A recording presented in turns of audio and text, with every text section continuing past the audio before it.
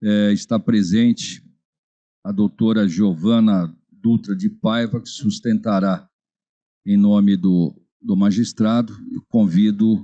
Eu a convido a ocupar a tribuna da defesa. Boa tarde, doutora Giovana. Muito boa tarde. Dispensado o relatório, Vossa Senhoria já tem a palavra pelo prazo regimental.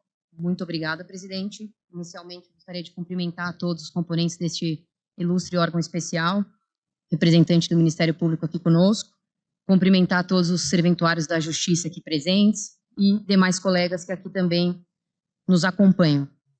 E gostaria também de iniciar dizendo que é com muita alegria que faço a minha primeira sustentação oral perante este órgão especial, que muito me agrada estar aqui, poder sustentar Vossas Excelências. Então, pois bem. Excelências, o presente caso diz respeito a uma reclamação disciplinar ajuizada em face do Dr. Cláudio Juliano Filho. A matéria que nos traz até aqui, contudo, nem sempre foi a mesma. Digo isso porque, inicialmente, a reclamação disciplinar foi ofertada como ponto principal, ponto central, uma suposta edição, supressão de alguns segundos de um vídeo de uma audiência que foi presidida pelo magistrado em 25 de outubro de 2022. Felizmente, após algumas petições cujo objeto era que os representantes delimitassem, objetivassem melhor no que consistiria essa supressão, essa edição, o eminente Corregedor-Geral da Justiça arquivou a reclamação no tocante a essa supressão, consignando na decisão que não haveria qualquer indicativo de que essa supressão seria resultado de qualquer atitude do magistrado.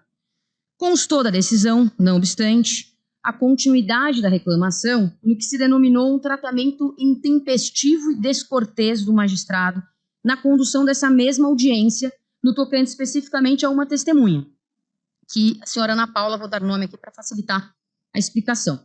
Então, o fato é o que hoje se discute, o que hoje se pretende delimitar, portanto, qual seria esse limite, esse tênue limite entre um magistrado que aqui, como ora se imputa ao Dr. Cláudio, agiu de maneira descortês e intempestiva, e de outro lado um magistrado que, preocupado com a colheita da prova e em busca da verdade real dos fatos, tem assim agido com firmeza e muito provavelmente em alguns momentos até com rispidez, mas quando percebeu que a testemunha estava se evadindo de algumas perguntas formuladas. E a análise da gravação, na sua integralidade, veja que é uma audiência de mais de 20 minutos, demonstra que o magistrado agiu dentro de suas funções e esteve a todo momento extremamente preocupado com a narrativa fática e por entender de fato o que tinha acontecido ali, com precisão de detalhes. E eu destaco, o caso dos autos era um caso de delicadeza ímpar, porque se apurava uma tentativa de homicídio de um policial militar cujo acusado era um policial civil que teria efetuado os disparos dentro da sua própria residência após a sua esposa ligar para a viatura via Copom. Então, um caso que já de cara demandaria uma certa minuciosidade na produção dessa prova para entender a dinâmica dos fatos. Máxime porque a testemunha, ouvida na oportunidade, era a única ocular dos fatos para além dos militares, que adentraram o recinto, inclusive um deles vítima dos disparos efetuados pelo policial civil. A testemunha é tão essencial que tanto o Ministério Público quanto a defesa a arrolaram. E ali na oportunidade, inclusive ela tinha chamado a polícia militar, ela seria a única pessoa que poderia esclarecer como tudo começou, desde o chamado da viatura, até os disparos, que foi uma troca de disparos dentro da residência dela com um acusado. Então o doutor Cláudio, a todo momento, fez o que se esperava, inclusive o que se cobraria de um magistrado que, ao final daquela audiência, pretendia de fato entender, compreender o que tinha acontecido, sem que ele tivesse qualquer outra oportunidade de descobrir isso, se não fosse por aquela testemunha, cujo depoimento, ao fim e ao cabo, seria essencial, chave para se determinar a pronúncia ou não daquele acusado. E durante todo o transcorrer da audiência, fica claro que o doutor Cláudio foi mais incisivo em algumas perguntas quando começou a perceber algumas incongruências, divergências no depoimento da testemunha, que se evadia de algumas respostas e se contradisse em vários momentos. Trago aqui alguns exemplos somente para ilustrar. Em dado momento, a testemunha responde que teria dito ao marido: olha, se você não for deitar, eu vou chamar a viatura da polícia militar. Continuou respondendo as perguntas do magistrado quando ele pergunta: então quem chamou a polícia afinal? E ela responde: eu chamei. Bom, então veja, essa é uma informação. Não era o que a senhora acabou de responder. Essa a senhora chamou, não era só uma advertência. claramente porque aquela informação tinha se perdido se não fosse por diversas perguntas formuladas ali no momento da audiência.